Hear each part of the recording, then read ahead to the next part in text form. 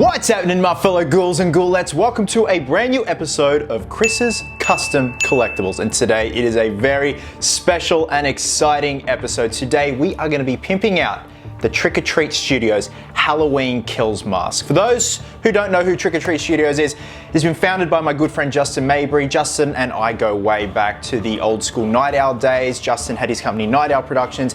He then started Mabry's Monsters, which I will touch on in a bit because it plays a very important role with how the screen use masks are made. Trick or Treat Studios is essentially making mass-produced Halloween stuff, Halloween-themed stuff, ghouls, goblins, licensed stuff like Freddy, Michael, Jason, all that stuff. And the beautiful thing about these Halloween Kills masks and the H18, H40 masks that also came for Trick or Treat Studios is they have screen lineage. They come from the molds, not the exact screen use molds, but the details are all there. It is pretty much spot on to the details, the dimensions, everything of the screen use mask from Halloween Kills, which honestly is fucking beautiful. To think now that we can have access to masks like this for about 60 USD, which is about 100 Australian dollars here, and the fact that it has screen lineage, that's beautiful, man. I love that. Back in the day, that was unheard of. You couldn't do that. It was just unobtainable. But now, we have a beautiful blank canvas, and honestly, this is a great copy. Like, obviously the paint varies because they're mass produced, but they're still beautiful. And I really dig this copy. I think it's fucking beautiful, man. I mean, look at the beautiful blood work there. It looks great, the hair's great. Now, I also want to give a shout out to Seven Sin Studios and Simon Brandolino. These two artists are phenomenal in terms of repainting and overhauling these masks and also other Michael Myers masks. Highly recommend checking them out. They do offer overhaul services if you want your mask repainted, touched up, whatever you want. And they have been instrumental in helping me with how I'm gonna repaint this guy, because I have not painted a latex mask since my final year of high school, year 12, and that was 2006. So we're gonna be going really old school with the methods that I'm gonna be using to repaint this guy, and very simple too. So the paints that we use to paint the screen use masks from H40 and Halloween Kills are nightshades. That was made by Justin Mabry's company, Mabry Monsters. It's essentially a high-end latex-based mask paint. So you can get them. It's very hard to get them here in Australia because you've got to ship them over and all that jazz. So we're going to be going old school and mixing up our own paints using acrylic paint and liquid latex. That's how I did it back in the day, seemed to work. So I guess the biggest thing with these masks, it's all about the layering, the subtlety, and just making sure everything blends together. As we see here with the burns, as beautiful as they go from this stark honeycomb yellow and black and whatnot to the off eggshell white and yellow, and it's too much of a harsh transition. So we're all about subtlety today. So before we get to any paintwork, anything like that, we're gonna have to touch on the hair. So he's got a bit of a mullet going on, which is not a problem at all. So if you guys are gonna be using this method and keep the original hair, which we're gonna do, because the hair, again, like the rest of it, is a perfect starting point. The hair's gonna be left till last in terms of what we're gonna be doing with the hairline, but we're gonna keep it all intact. Whoop. Now, my copy did have the back hair stuck down, so I have ripped it up. And what I did was any remaining hair that was glued down here, just got some sandpaper, sanded it away smooth, because obviously we're going to be repainting this area too, up around the ears. Now we are going to give him a haircut, and probably just about, I want to say an inch perhaps? Yeah, I reckon about an inch will do it, because from what I've seen, it does not go down this far on the screen use mask. It goes up to about here. So I reckon a good inch, and then also just blending it back in. But we are obviously going to be treating it at the end and using a hairspray to really kind of futz and mat this thing down and just make it look really matted, gnarly, and disgusting. So once we give him a haircut, we're then going to grab some black shoe polish and a brown acrylic wash and mix them together and cover the entire mask with that. That is going to be our starting base. So we're working our way up, and we're going to be doing some dry brushing after that with that special paint mixture that I told you guys about. But don't worry about that. I will get to that and give you all the details of how we mix that up. First things first, haircut, then the wash. So with that being said, let's get to it.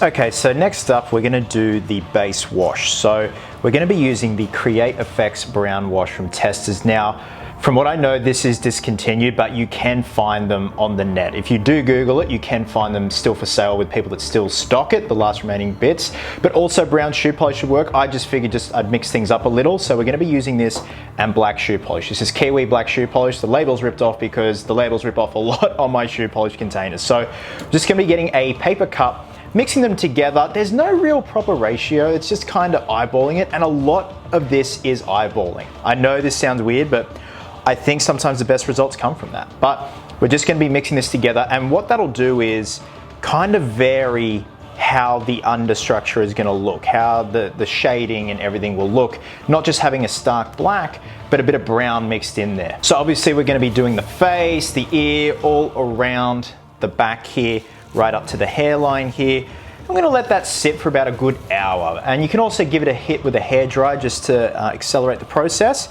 And then after that, we're gonna start some beautiful dry brushing. You know it's not a custom collectible without some dry brushing, ghouls and ghoulettes.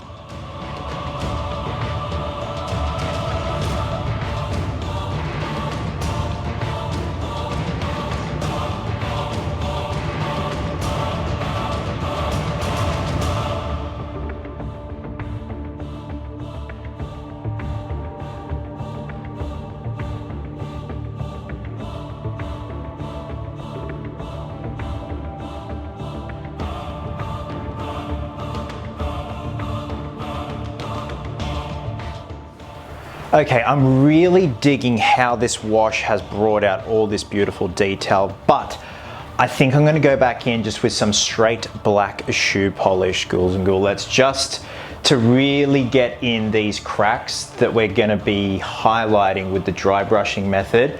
Also, I'm probably gonna be utilizing the pre-existing color here of the burns. I think once the wash goes over that really harsh kind of honeycomb yellow, it really adds to the crisp factor, the burn factor, and it also emulates the theatrical poster.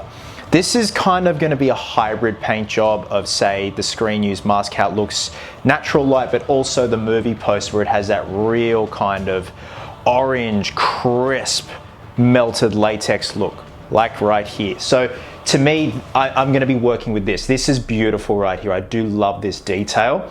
But for the most part, especially here where we're gonna have a lot of the cracks coming down here to the eye, I feel like we're just gonna have to add some more black shoe polish.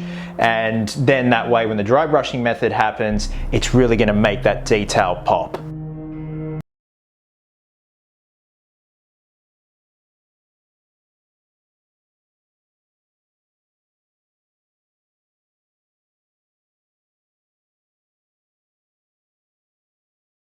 Okay, now that we've let the shoe polish and brown wash mixture dry on the mask, it's time to start dry brushing back the off-white. So this is an old school method that I used a very, very long time ago. We've got some sprayed latex from Barnes. This is a thinner latex. We have a titanium white from Liquitex. This is a heavy body acrylic, which means it won't lose the thickness, like it won't go transparent once you mix other things with it like latex. And I also have just a standard yellow acrylic. And here is the final result, this little vial here. So for the most part, it's a titanium white with a little bit of yellow just to make it an off-white. And let's say about a tablespoon of spray latex mixed in here. And obviously what the latex is gonna do is flex with this paint once it's on the mask. So for the most part, I'm just gonna be using this brush to dry brush it onto the mask. And again, with dry brushing, you want as little as possible on the bristles and then quickly back and forth go over the mask, and that is then going to bring out the details that we got with the washes, with the black shoe polish and the brown wash.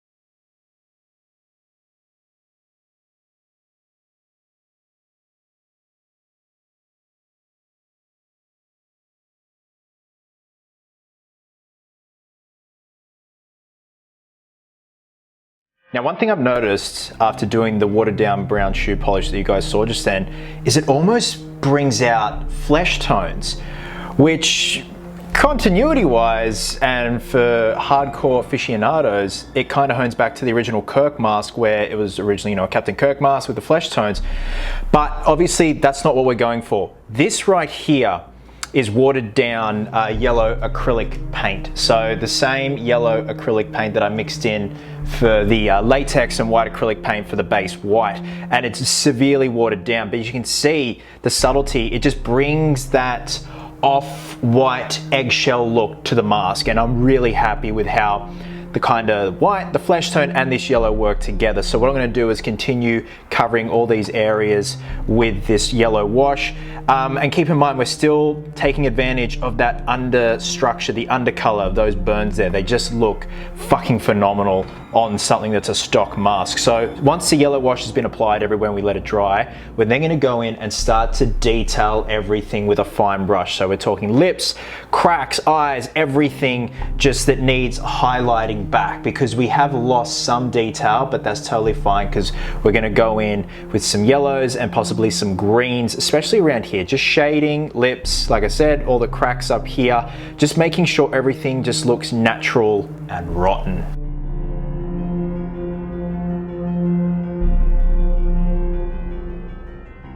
So what I'm doing now is taking a brown artist oil and very subtly going back in all the details, all the real highlighted trademark details of the mask. So we've got these rotted areas here, we've got the cracks that come through the eye, around the eye, just to give it a bit more depth if we have lost any detail along the way. And then I will switch to a black artist oil just for pickup on the lips, and then slowly start to reintroduce the burns and blend them back into the unburnt side of the mask. Like I said at the beginning of the video, we don't want it to be stark burnt then just boom, this part of the mask. It has to have that flow across the mask. But so far, I'm so fucking stoked with how this has turned out, especially with the yellows. I think that's what it's all about when you're dealing with this side of the mask, the yellowings, and also subtle greens. It also brings out a bit of green, funnily enough, when all these elements and layers are combined together.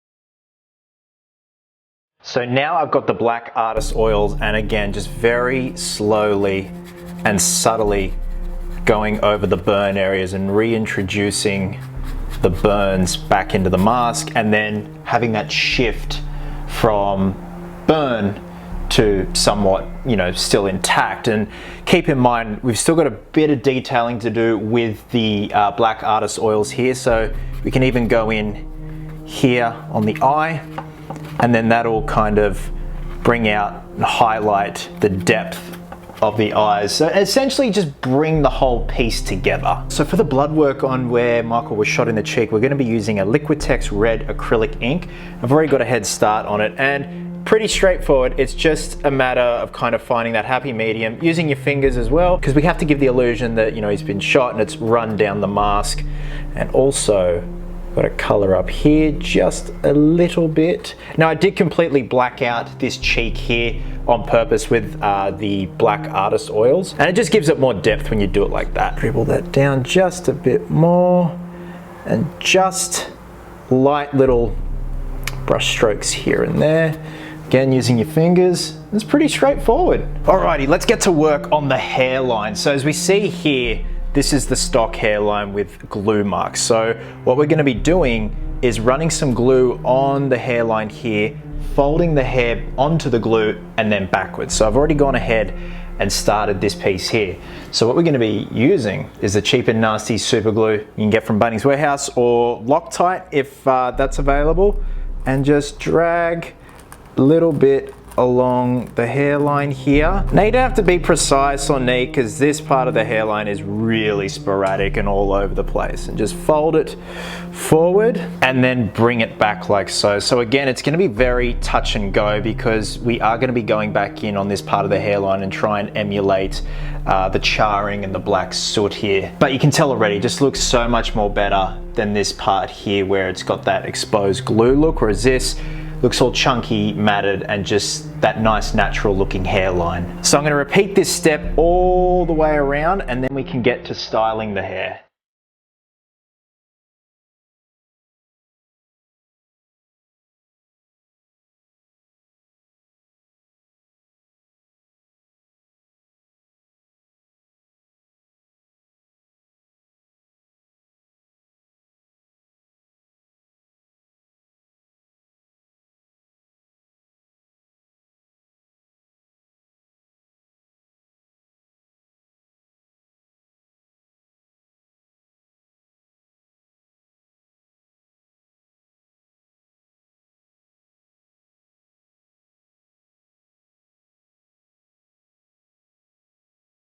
Okay, one of the last things we're going to do is grab a lighter and we're going to singe the hairline here, and that's going to help blend it back into the actual mask surface. So obviously be very careful, but just very sporadically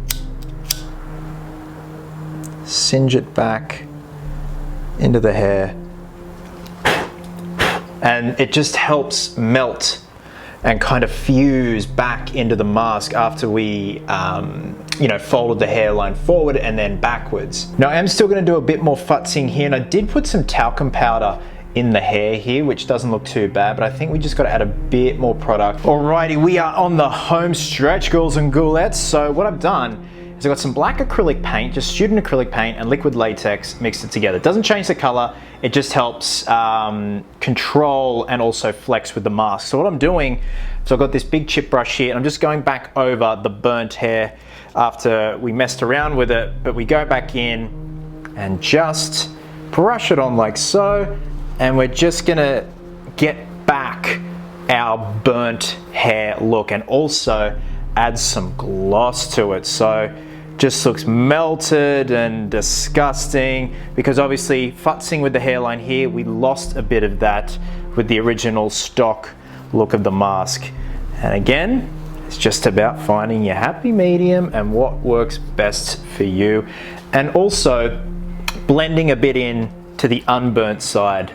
So just little bits here and there where it would have singed over. Now the next and final step before the big reveal, I mean you pretty much know what the mask looks like, is we're going to go back in over the burns with a bit of gloss. But not just any gloss, we have to use a Liquitex high gloss varnish. This is acrylic, water-based, and it flexes, which is what we want.